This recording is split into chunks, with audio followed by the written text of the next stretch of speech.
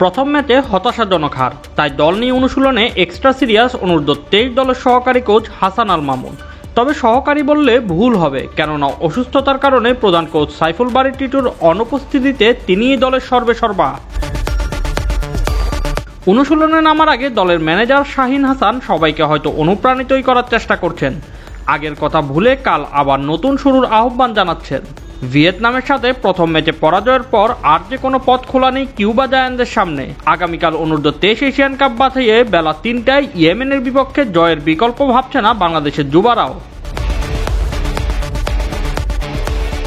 প্রথম ম্যাচে হারের পর দল পিছিয়ে গিয়েছে বুঝতে পারছেন অধিনায়ক মুরসালিনও, তাই ইয়েমেনের সাথে জয়ের ছক আঁকছেন তিনি ও তার সতীর্থরা। আমাদের ফার্স্ট ম্যাচটা আমাদের এক্সপেকটেশন অনুযায়ী আমাদের রেজাল্ট হয় নাই।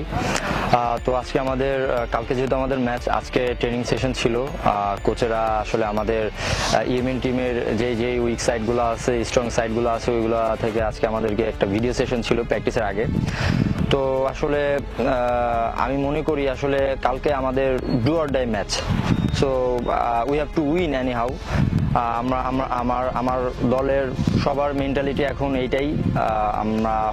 আমরা টিম মিটিং করেছি যে আমাদের কমিটমেন্ট এখন একটাই, আমাদের যেভাবে হোক কালকের ম্যাচ জিততে হবে। আসলে আলটিমেটলি আমাদের এছাড়া আর কোনো ওয়ে নাই, কারণ আমাদের দুইটা ম্যাচ আছে যদিও, বাট কালকের ম্যাচটা যদি আমরা জিততে পারি সেক্ষেত্রে আমরা আর একটা সুযোগ পাবো, কিন্তু কালকের ম্যাচ যদি একটা নেগেটিভ রেজাল্ট হয় সেক্ষেত্রে এজন্য আমাদের টার্গেট এনি হাউ কালকের ম্যাচটা যেভাবে হোক উইন হওয়া।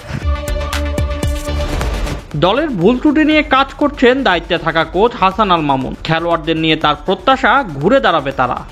আপনারা জানেন যে আমাদের প্রথম ম্যাচটা ভালো হয় নাই, আমাদের আশা অনুপাতে আমাদের ম্যাচটা ভালো হয় নাই, কারণ আমরা আমাদের যে স্বাভাবিক খেলা সেই খেলাটা খেলতে পারিনি। সো আমরা চাবো যে আমাদের এই ম্যাচে আমাদের চেহারায় ফিরে আসছে এবং ছেলেরা রেডি।